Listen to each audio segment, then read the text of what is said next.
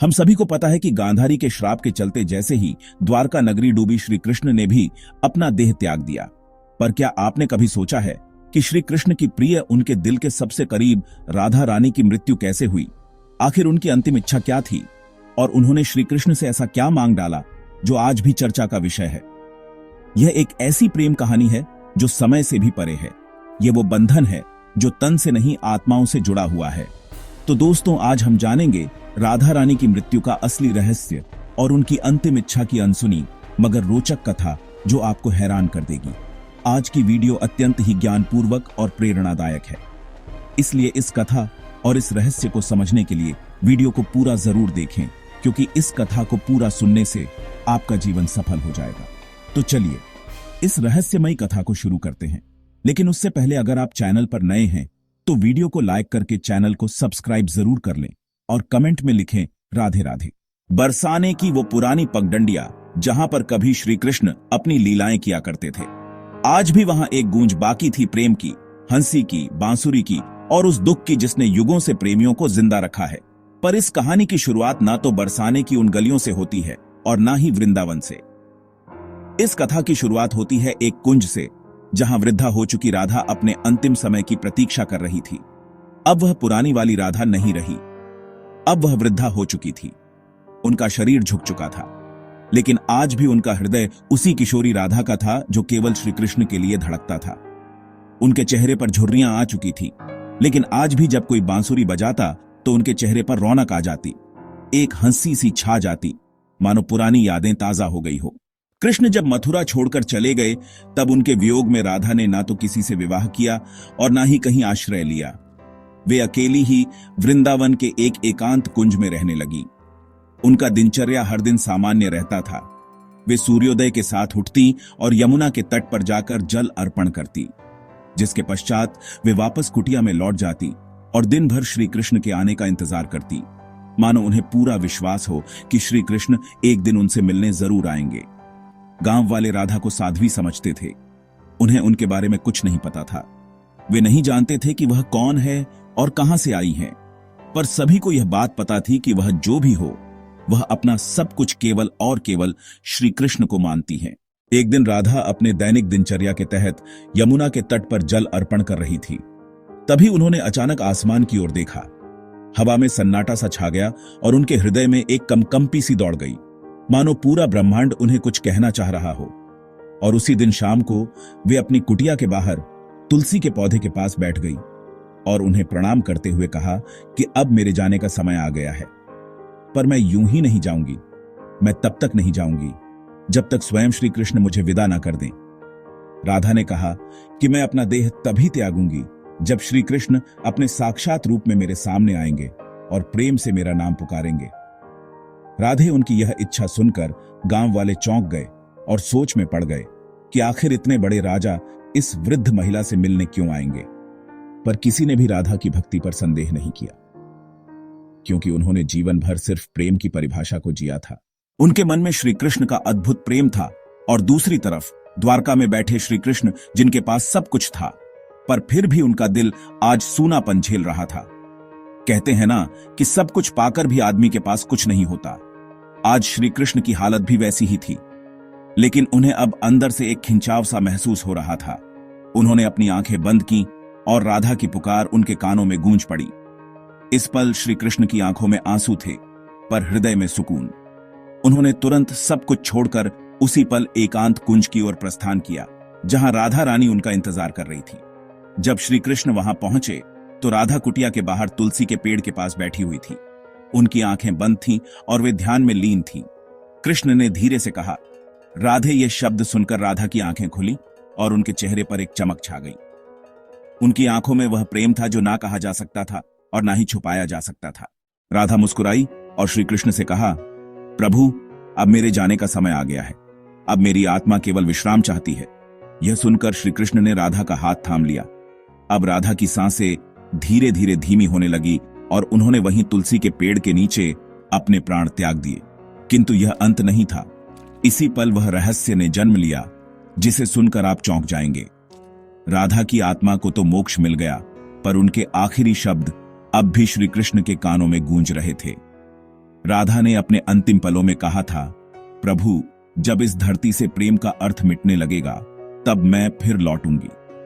मुझे फिर जन्म लेना होगा, क्योंकि प्रेम जीवन का प्रमुख हिस्सा है और उसे मिटने नहीं दिया जा सकता।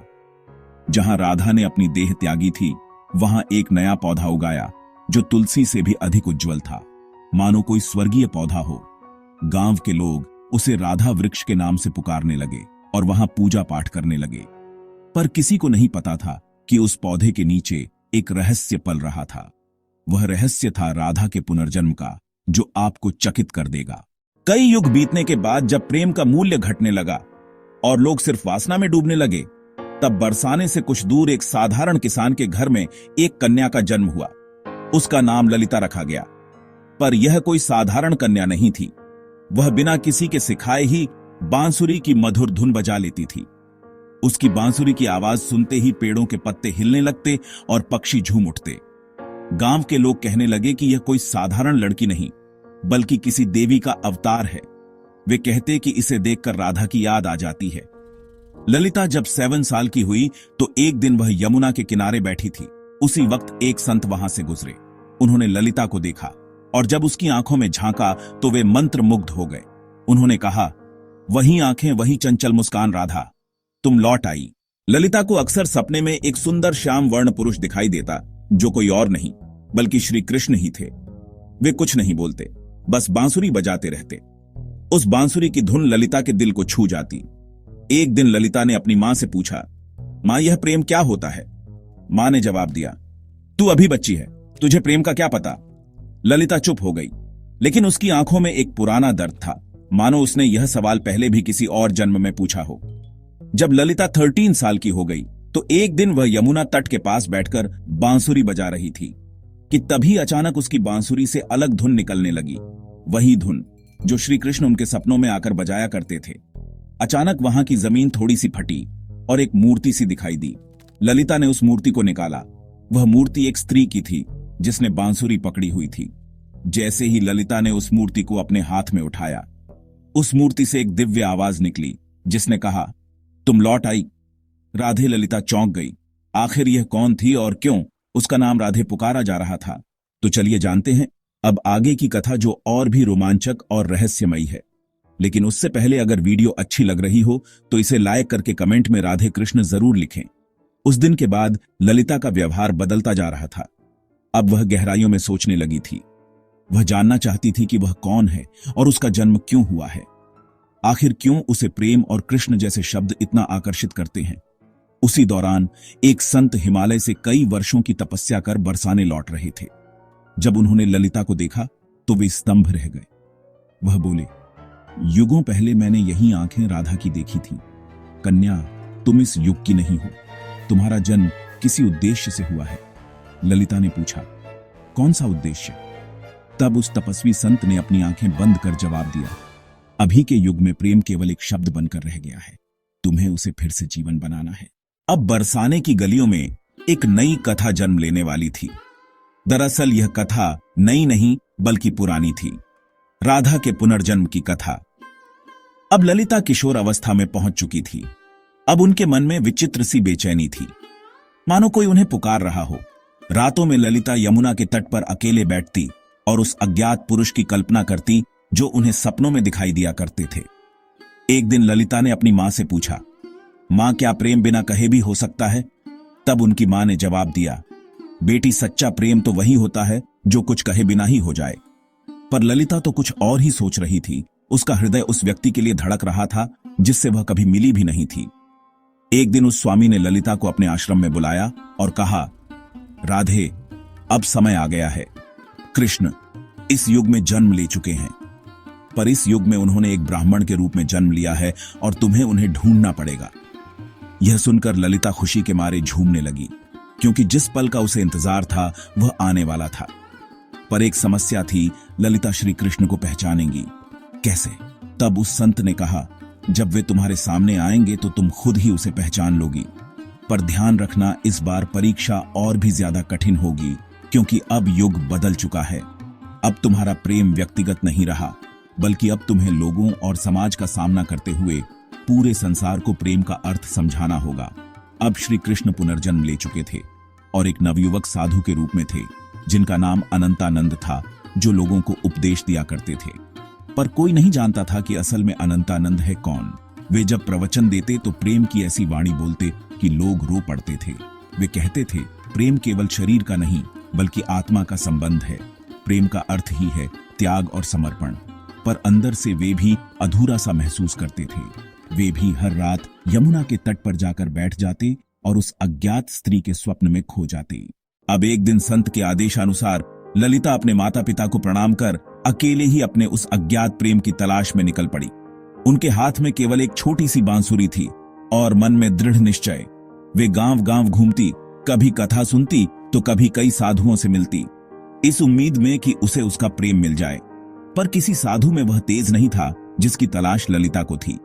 एक दिन उसे एक वृद्ध महिला मिली जिसने उससे पूछा, बेटी तुम इधर उधर क्यों भटक रही हो? तब ललिता ने कहा, मुझे किसी की तलाश है।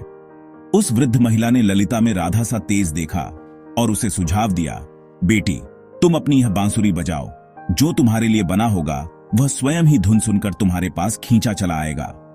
जिसके पश्चात ललिता ने ऊंची पहाड़ी पर चढ़कर अपनी बांसुरी बजाई और ठीक उसी पल उसे कई मील दूर अनंतानंद की आंखें भर आईं। ललिता अब तक 8 गांव पार कर चुकी थी। हर गांव में वह अपनी बांसुरी बजाती, मगर अब तक उसे वह नहीं मिल पाया था जिसकी उसे तलाश थी। ललिता को अनंतानंद के आसपास होने का एहसास होता, मगर वह उसे ढूंढ नहीं पा रही थी। अब वह थक चुकी थी, जिसके बाद उसने प्रण लिया कि यदि अगली पूर्णिमा की रात तक उसे वह नहीं मिला तो वह यमुना में कूदकर अपनी जान दे देगी। उस दिन आखिरी बार ललिता ने बांसुरी बजाई। उसकी धुन वैसी ही थी जो किसी को अंदर तक भिगो दे। उसी पल हिमालय में बैठे अनंतानंद को वह ध्वनि सुनाई दी। उसे वह ध्वनि काफी प्रभावी लगी, मानो उसने कई वर्षों बाद वही ध्वनि सुनी हो जो उसे पुकार रही हो। अनंतानंद ने तुरंत ही हिमालय छोड़ दिया। ठीक उसी रात ललिता को फिर से स्वप्न आया, पर इस बार स्वप्न काफी अलग था। इस बार श्री कृष्ण और राधा यमुना के तट पर बैठे थे और राधा श्री कृष्ण से पूछ रही थी, प्रभु क्या इस बार भी मेरी प्रेम कहानी अधूरी रह जाएगी? कृष्ण ने कहा, नहीं राधे, इस बार संसार को तुम्हारे प्रेम की पूर्णता दिखाई देगी। इतना कहते ही ललिता का स्वप्न टूट गया। ललिता के मन में एक नई उम्मीद जाग उठी थी। अब वह उस जगह पहुंची जहां अनंतानंद पहुंचने वाले थे। वृंदाधाम यह कोई आम स्थान नहीं थी। कहते हैं कि इसी स्थान पर राधा ने कृष्ण को आखिरी बार देखा था और एक शिला को छूकर प्रण लिया था कि जब तक उसकी प्रेम कहानी पूर्ण नहीं हो जाती वह लौटती रहेगी। उस समय वृंदाधाम में एक कथा हो रही थी और उस कथा के वाचक कोई और नहीं बल्कि स्वयं अनंतानंद थे। ललिता बहुत दूर खड़ी थी और उनके चेहरे को भी नहीं पहचानती थी, परंतु उनकी वाणी में कुछ ऐसा था जिसने उसके हृदय को प्रभावित कर दिया। उस दिन अनंतानंद प्रेम की परिभाषा समझा रहे थे। प्रेम वह नहीं जो आपके पास होता है और आपके साथ जीता है। प्रेम तो वह है जो दूर होकर भी पास होता है।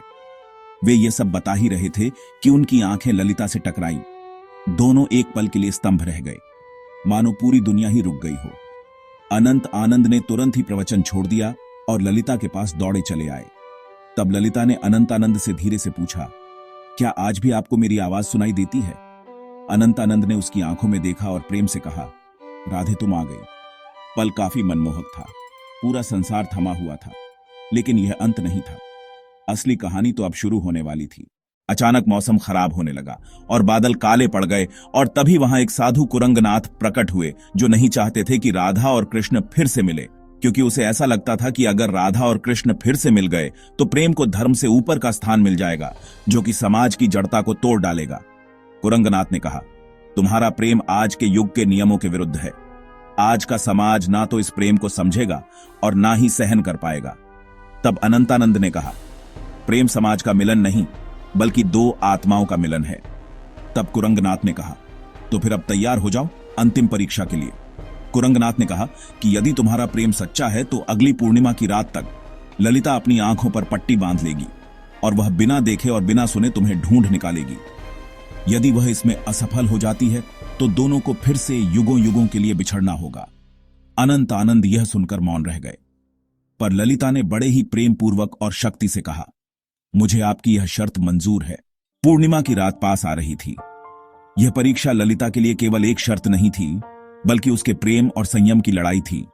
वह खुद भी यह जानना चाहती थी कि क्या बिना देखे सिर्फ मन और आत्मा से प्रेम किया जा सकता है या नहीं। अब उसने अपने नेत्रों पर पट्टी बांध ली और कसम खाई कि वह अब किसी को नहीं देखेगी जब तक उसकी आत्मा उसे स्वयं श्री कृष्ण को ना दिखा दे। लोगों ने जब उसे ऐसा करते देखा तो वे उसका मजाक उड़ाने लगे कि आजकल की कन्याओं को तो सिर्फ नाटक करना आता है। लेकिन कुछ ऐसे भी थे जिन्होंने उसके इस प्रयास की तारीफ की और उसे हिम्मत दी और बोले, हे राधे, तुम इस युग में जरूर प्रेम को जीत दिलाओगी। उधर दूसरी ओर अनंतानंद एक सुनसान गुफा में ध्यान मग्न बैठे थे। वे केवल एक ही शब्द दोहरा रहे थे। राधे वे ना कुछ खा रहे थे ना पी रहे थे। उनके शिष्य इस दृश्य को देखकर घबरा गए और बोले, गुरुदेव, यदि ऐसे ही चलता रहा तो आप जीवित नहीं बचेंगे। तब अनंतानंद ने मुस्कुराते हुए उत्तर दिया, मेरे प्राण तो केवल राधे में बसते हैं। इधर ललिता अपनी आंखों पर पट्टी बांधे गांव-गांव भटक रही थी। वह अनेक साधुओं से मिलती और पूछती, क्या आप अनंतानंद हैं? पर उसे कुछ हासिल नहीं हो रहा था। कुछ साधुओं ने तो यहां तक झूठ बोलने की कोशिश की कि मैं ही अनंतानंद हूं, पर ललिता का हृदय उन्हें पहचान जाता। एक बार एक साधु उनके पास आया जिसमें गजब का तेज था और जिसकी वाणी अत्यंत मधुर थी। उसने ललिता से कहा, मैं ही अनंतानंद हूं। यह सुनकर ललिता एक पल के लिए डगमगा गई, पर तुरंत ही उसे एहसास हो गया और उसने उस साधु से कहा, आप में तेज तो काफी है, पर आप वह आत्मा नहीं है जिसकी मुझे तलाश है। अब ललिता उस गुफा के पास पहुंच चुकी थी जहां अनंतानंद ध्यान मग्न थे। ललिता धीरे धीरे गुफा के अंदर गई। ललिता ने उन्हें पहचान लिया और उनके पास जाकर अपनी बांसुरी उनके पैरों में रख दी और कहा, मैं आपको देख नहीं सकती, पर मेरा हृदय काफी जोर से धड़क रहा है। अनंतानंद ने बांसुरी उठाई और उसे बजाया, वही धुन जो ललिता को यमुना तट और अपने सपनों में सुनाई देती थी। फिर अनंतानंद ने उसकी पट्टी खोली और कहा, राधे, इस बार भी तुमने मुझे तन से नहीं केवल अपने मन और आत्मा से पहचान लिया। तभी वहां एक साधु आए और उन्होंने कहा, राधा और कृष्ण, तुम्हारा प्रेम संपूर्ण तभी माना जाएगा जब यह समाज इसे स्वीकार करेगा। जब इस समाज के सामने तुम्हारा प्रेम सत्य और पवित्र सिद्ध हो जाएगा, तभी तुम्हारा मिलन सफल होगा। राधा ने कहा, प्रेम तो किसी समाज के बंधन से मुक्त होता है, उसे किसी के प्रमाण की जरूरत नहीं। लेकिन तभी अनंतानंद ने उसे समझाते हुए कहा, राधे, अब युग बदल गया है। अब यह समाज प्रेम की परिभाषा भूल चुका है। तुम्हें इस राज्य की राजसभा में सभी के सामने अपने प्रेम को स्वीकारना होगा। तुम्हें वहां राजा, पंडित और प्रजा सभी को यह बतलाना होगा। अगले दिन वे दोनों राजसभा में उपस्थित हुए। राजा ने कहा, हम यह क्या सुन रहे हैं कि एक साधु ने ब्रह्मचर्य को तोड़ा है। इतना सुनकर अनंतानंद ने उत्तर दिया, महाराज, मैंने कोई नियम नहीं तोड़ा, मैंने तो केवल अपने प्रेम को अपनाया है। प्रेम कोई काम वासना नहीं है, प्रेम तो आत्मा का मिलन है। मैंने केवल इन्हें तन से नहीं चाहा, बल्कि मन से भी चाहा है और अपने प्रेम को साबित करने के लिए मैंने कड़ी परीक्षा भी दी है।